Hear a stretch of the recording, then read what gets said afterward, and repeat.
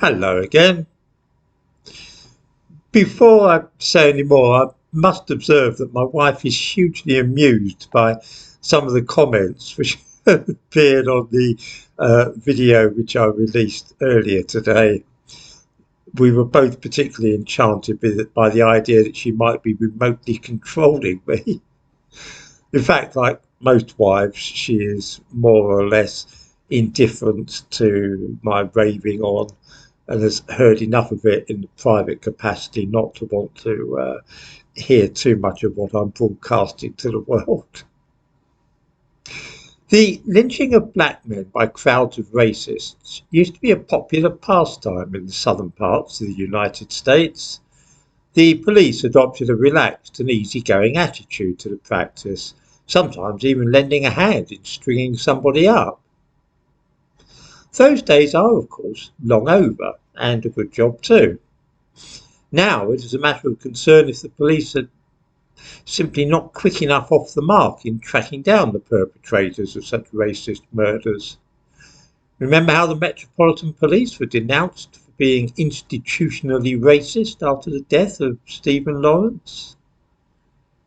Of course, all this sort of thing applies only to white countries in the West.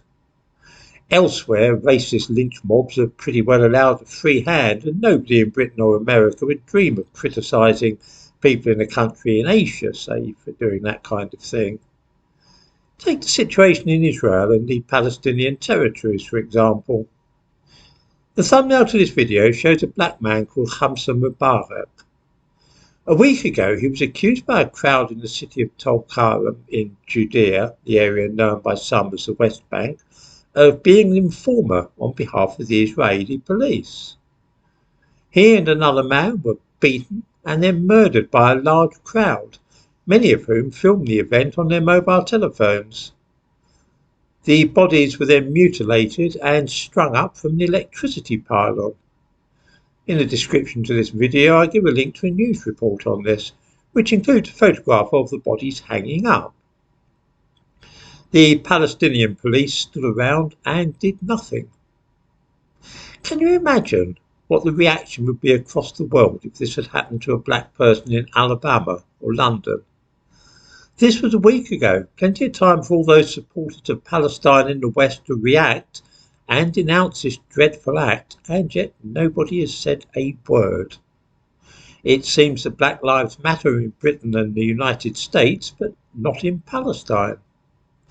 Instead, all the usual useful idiots have continued to chant "Free, free Palestine" and shown no interest at all in this lynching. Nothing could more clearly illustrate the dual standards which operate in the minds of left-wingers and liberals. Forget for a moment about such a thing taking place in Britain or the United States.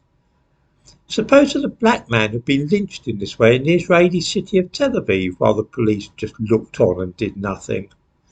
I can guarantee you that black lives would matter then, and that this would soon be front page news across the entire world. In Palestine, though, nobody cares at all. Shocking indictment of liberal attitudes in the modern world.